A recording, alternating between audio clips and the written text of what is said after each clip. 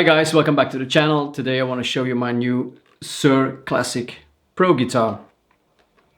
I've been looking at these guitars for years, and well, the opportunity just came up to have this one. Now, I think most of you will know the story of John Suhr. John Suhr started working, well, eventually at Rudy's music store in New York. Ruda Pensa and John Suhr, and they built some Pensa Suhr guitars. The most famous one being the one from Mark Knopfler when they just started doing that. After that, John Suhr started working for Fender as a luthier at the custom shop. And then after a while he decided he'd better start his own brand. And then he left and started Suhr guitars.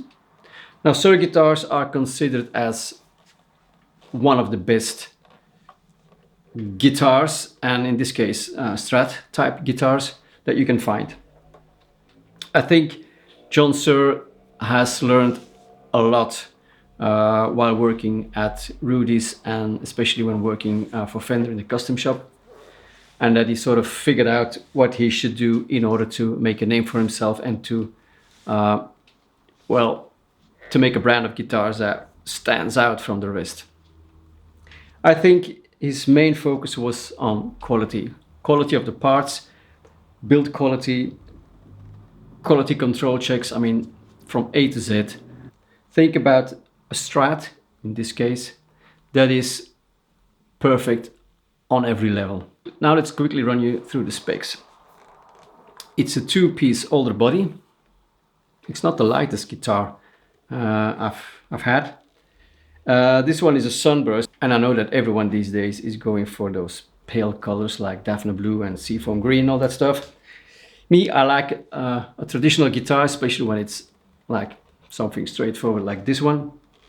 And I think the pale colors, they may just go away in a couple of years. I don't know.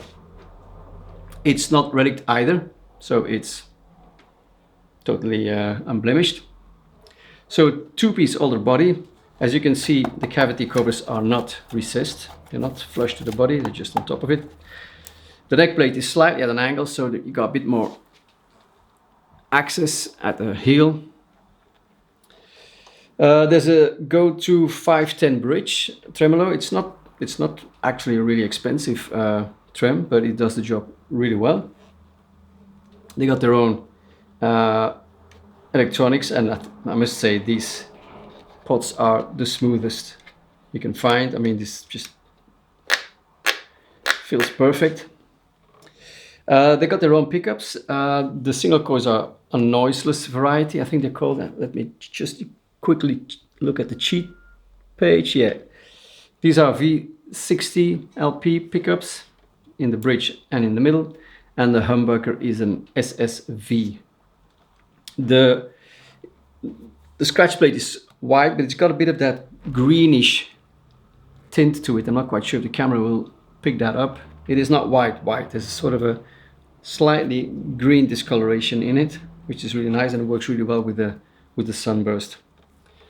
So then we have a maple neck with a very smooth satin finish. I mean, that feels really nice. Indian rosewood fretboard, stainless steel frets, and then the rosewood has got a compound radius from 9 to 12, and for me this is the most comfortable radius around. I mean, for your standard open chords here, it is really nice, and you can sort of look at the fretboard. It's because it's slightly rounded, you can see where your fingers are, and up here it's flatter for your bends. Action is really low, extremely low. The neck is almost dead straight. There's a tiny bit of relief, and I would say not even half a millimeter. It's just not touching the strings. And with that setup, you can hear even when you bend the highest strings really high, they will not choke out. You still feel like there's plenty of space left. technically there will be not, but it doesn't feel like the notes are about to choke. Now these noiseless pickups, they have a bit of their own sound.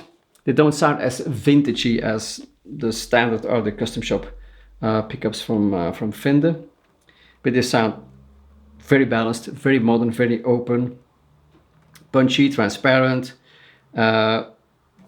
with lots of clarity and definition. So I like them. Some people prefer the non-noiseless versions, but I think these are great. A tusk nut. The nut is cut really well. I mean, for all your notes just behind the nut, there is not much string that needs to be pushed down. So it's just perfect. Then the tuners, they got their own locking tuners. So you can see the high E one is slightly shorter than the low E one, so you don't need a string tee. The angle of the strings is just enough to make it not pop out of the nut there. So all in all, a perfectly built guitar. And I played a bit at the beginning of this video. I could play you anything and make the guitar sound good in whatever pickup position with whatever pedals I use and whatever amp I use. I mean, you just have to take my word for it. I've had so many guitars through my hands. I know a good guitar when I play one, and I know a good guitar when I hear one, and this is like top, absolutely top in every aspect. What else can I say about it? It ticks all the boxes. There's absolutely nothing that I can find that might diminish my idea of this being the perfect guitar. I mean, the fretwork is absolutely gorgeous. I mean, if you watch Phil McKnight's sock test every now and again, this one will pass like 100%. There's nothing. It's slightly rolled, not too much, just enough. It just feels like the perfect Strat.